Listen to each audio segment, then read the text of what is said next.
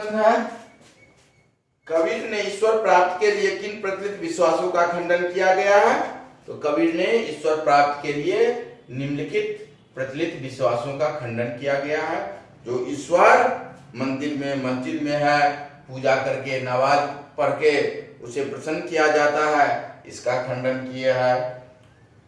और योग वैरागी, योगी बन जाके, वैरागी बन जाने के बाद ईश्वर की प्राप्ति होती है, लेकिन इसका विचार का भी खंडन किया गया है। और पूजा पाठ करके इसका भी खंडन किया है। बाह्य आडंबर, दाढ़ी बढ़ा के, भस्म लगा के, गेरुआ वस्त्र धारण करके ईश्वर को प्राप्त किया जाता है, इन सब विचारों का खंडन किया है। कबीर ने ईश्वर को, 10वां प्रश्न है, कबीर ने ईश्वर को सब सांसों की सांस में क्यों कहा है? क्योंकि ईश्वर प्रत्येक जीव में वास करता है और प्रत्येक गतिविधि पर ईश्वर का ही नियंत्रण रहता है। कोई कुछ करते हैं, हम बोल रहे हैं, तुम सुन रहे हो, सभी ईश्वर की कृपा से हो रही है।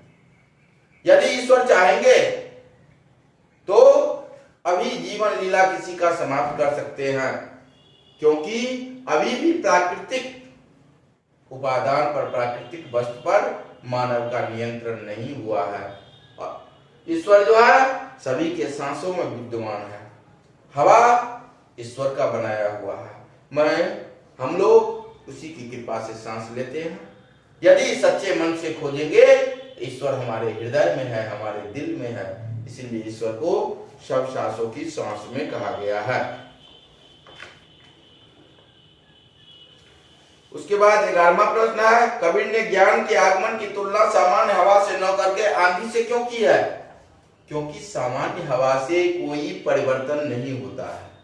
सामान्य हवा अभी भी बढ़ रही है, लेकिन इससे कोई हलचल पैदा नहीं होता है, कोई आमूल परिवर्तन नहीं होता है। जब जोरों की आंधी तूफान आती है तो कच्चे झोपड़ी को उड़ा देते हैं, बहुत सारे पेड़ को जड़ से उखाड़ फेंकते हैं। तो ज्ञान रूपी आंधी जब आती है, लोग ज्ञानवान हो जाते हैं, तो हमारे शरीर के अंदर माया, मोह, लोभ, तृष्णा, ये सब जो जड़ जमाए बैठे हैं, जड़ जमा चुका है, उसको समूल जड़ सहित उखाड़ फेंकने के लिए ज्ञान की आंधी आती है, तब ये होगा।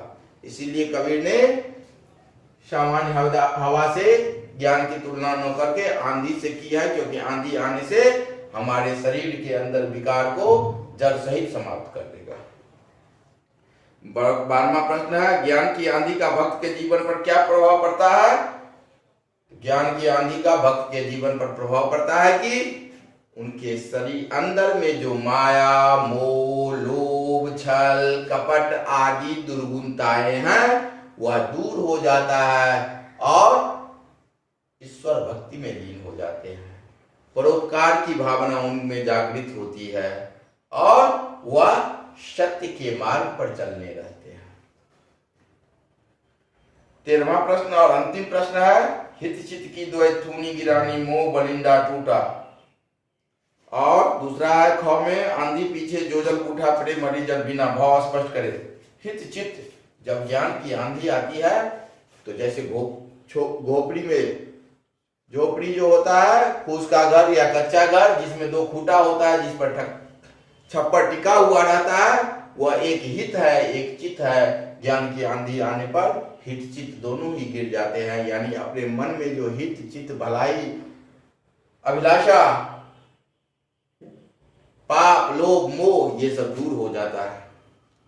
और आंधी पीछे जो जल बूढ़ा प्रेम हरिजन बिना, आंधी में प्रभु भक्ति रूपी जो जल बरसता है, उसमें भक्त भीग जाते हैं और प्रभु भक्ति में ज्ञान आने पर लीन हो जाते हैं, सराबोर हो जाते हैं। इस प्रकार कबीरदास जी का शाखा एवं शब्द का सारांश भी समझा दिए और इसका प्रश्न उत्तर भी समझा दिए। इस चैप्टर को आज यहीं पर समाप्त करते हैं। अब दूसरा चैप्टर जो है पढ़ाएंगे।